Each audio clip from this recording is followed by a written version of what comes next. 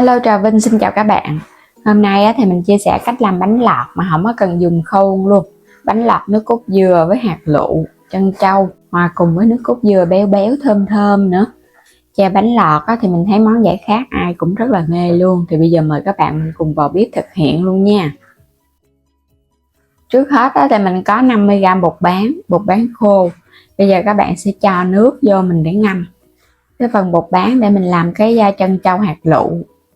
Thêm vào đây vài giọt màu lá cẩm nữa để cho cái bột bán của mình nó giống như cái hạt lựu vậy đó. Rồi để yên qua một bên nha, ngâm cho nó nở và nó ngấm màu. Bột là mình dùng một chén bột gạo 150g và 100g bột bắp. Thêm một muỗng canh đường, chút xíu muối. Đây là hai loại bột mình dùng nè. 300ml nước lá dứa mình xay ra từ 50g lá dứa già. Mình cho chút xíu bột gạo vào trong chảo trước. Thêm chút xíu muối nữa ha. Các bạn sẽ cho thêm một muỗng canh đường để cho cái bánh lọt nó đậm đà hơn. Cùng với 300ml nước lá dứa cho hết vào chảo. Khuấy nhẹ nhẹ vậy nè. Để cho cái phần bột của mình nó hòa tan, nó không có bị ốc trâu lợn cợn. Mình làm cái bước này là giúp cho cái lá dứa của mình nó thơm á. Cái lá dứa nó giữ được cái màu đẹp. Rồi, bột nó tan hoàn toàn rồi nè. Các bạn sẽ thêm vào muỗng canh dầu ăn.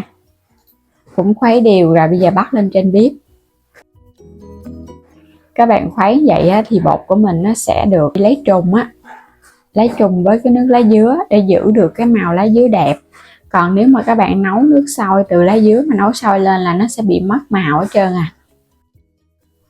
Khuấy xong bây giờ các bạn thấy bắt đầu nó hơi đặc đặc rồi nè. Cái chảo đang nóng đó, nhớ là để lửa vừa thôi ha. Khuấy cho nó đặc sệt lại luôn.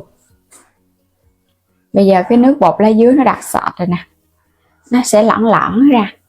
Rồi tắt bếp. Mình nhắc nó xuống, lúc này sẽ cho tiếp cái phần bột bắp vô. Cái bột gạo và bột bắp hồi nãy giờ cứ cho thay phiên mình cho vô từ từ. Trộn đều lên. Tại vì cái nước bột lá dứa này nó đang nóng nè, các bạn nhanh tay mình cho nha, để cho cái bột của mình nó không có bị chảy. Mình trộn đều lên từ từ vậy nè. Bột nó sẽ khi mà nó hòa đều nó sẽ bắt đầu tan ra hết nó không có bị ốc trâu đâu, cứ trộn thật mịn. Bột trộn xong là mình thấy nó mịn và nó dẻo chứ nó không có bị lợn cợn. Vậy là được rồi nha. Trộn cho nó đừng có ốc trâu là mình thấy được rồi. Mình sẽ cho nó vô trong cái túi. Công thức không có dùng khuôn, để cho các bạn nào mà không có khuôn cũng có thể áp dụng. Còn tuy nhiên mà mình đã có mua khuôn sẵn rồi thì cứ cho bột này vô khuôn mình ép xuống thôi.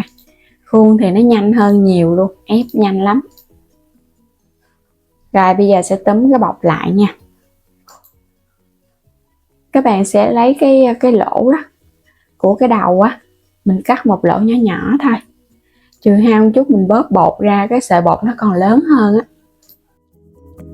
Bắt nước sôi mình cho vô chút xíu dầu để cho cái sợi lọt nó bóng và nó không có bị dính chùm. Nước phải thật sôi nha. Các bạn mới bóp phần bột mình cho vô từ từ. Từng sợi thôi. Vậy là cái sợi nó mới đẹp. Nó có hai cái đầu nhọn.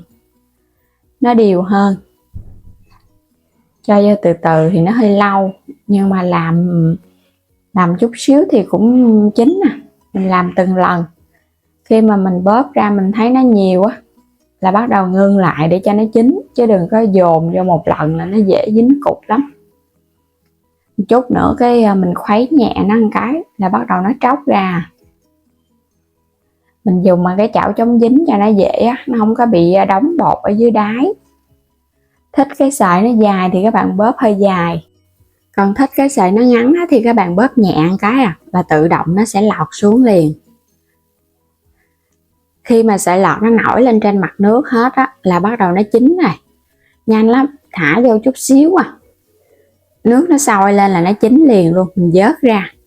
Rồi cái thả vô trong cái thau nước lạnh nha, để cho sợi lọt nó se lại và nó giòn hơn. Mình thả vô vậy thì mình cũng rửa cái phần nước bột nó không có hôi bột. Xong rồi xả cái nước đó bỏ cho nước đá lạnh vô. Cái phần bột bán này mình cũng cho vào trong nước để luộc luôn nha. Luộc sôi lên khoảng 5 phút vậy đó, để cho bột bán nó trong, nó chín. Thì nó dai dai một chút nữa mình sẽ làm hạt lựu ăn cùng. Thêm nước cốt dừa vào trong nồi, mình nấu lên để chút mình có cái nước cốt. Ăn cái này thiếu nước cốt là không có ngon đâu. Dằn thêm chút xíu muối nha. Rồi các bạn cũng cho thêm muỗng canh đường nữa đi, cho nước cốt này nó đậm đà. Nước cốt thì không có cần phải nấu sôi bùng đâu, các bạn chỉ cần nấu cho nó sôi tim nhẹ nhẹ lên, đường nó tan ra là được rồi. Vậy là đã xong bánh lọt rồi đó, bỏ ra chút xíu thời gian thôi. Đường thốt nốt thì cho vào trong nồi nấu cùng với chút xíu nước là được rồi. Cho vào trong ly, vớt bánh lọt để ráo nước, rồi các bạn cũng cho vô.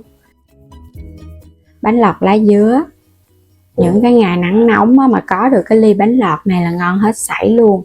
Mát mát nè, thơm thơm, đường thì nó ngọt ngọt, kết hợp thêm độ béo từ nước cốt dừa nữa. Và mình có sắc thêm xoài chín cho vào ăn cùng luôn nha. Cuối cùng là chan nước cốt dừa vô nè.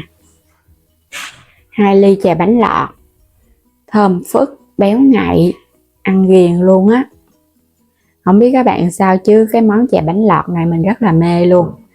Lâu lâu 2-3 bữa là làm là ăn à. Tự làm tự thưởng thức, ngon mà lại tốt nữa. Còn các bạn mua ở chợ thì chắc chắn sẽ có hàng the. Tại vì sợi lọt mà người ta ngâm trong nước cả ngày để bán thì phải có hàng the, không có là nó bị bở. Nên là làm ở nhà ăn nó vừa an toàn, không có phẩm màu mà cũng không có chất độc nữa. Không hàng the cũng không cần đến nước vôi gì hết.